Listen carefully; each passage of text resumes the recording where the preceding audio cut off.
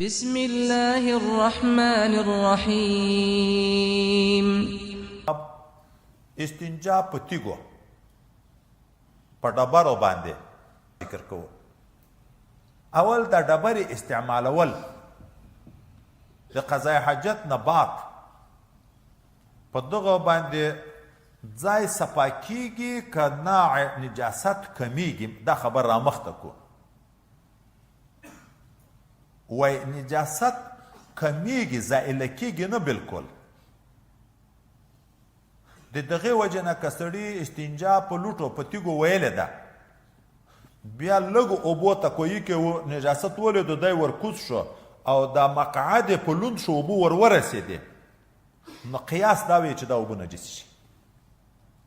لږ اوبه په وقوع د نجاست نجسي کیږي که نه؟ موږ تاسو ته حکم ده چې سړی د خوبه راپورته شو، فلا یغمسن یده فی الاناء حتی یغسله ثلاثه.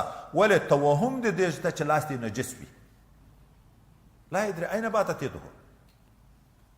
خو استحسانا وی چې نه اوبه نه په نجسي کیږي. که سړي استنجا په تیږو ویلې، د هغه نه بعد کمو اوبو ته ورکوز شو د ضرورت په بنیاد باندې، اوبه نه نجسي کیږي. ولې؟ لږ نجاست معاف ده، لمونځ ورسره روا ده که نه؟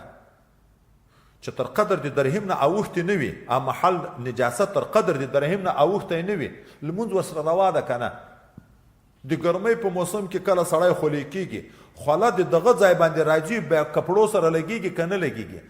کالي په نجس کېږي. اوس نو ډبرې چې استعمالوي د صفایي تقلیل،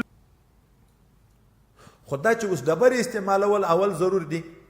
کله به اوبو بیخي موقع نه وي، استنجا دې په تیږو وویله او تر قدر د درهم نه محل زائد نجس نه و، اودس نور اودس وکړه، استنجا دې که نه ویلې لمونځ روا ده. ولې؟ خو تیږې دې استعمال کړي په یوو کې، دومره تقلیل د نجاست راغلی ده چې هغه قلیل نجاست درته معاف ده.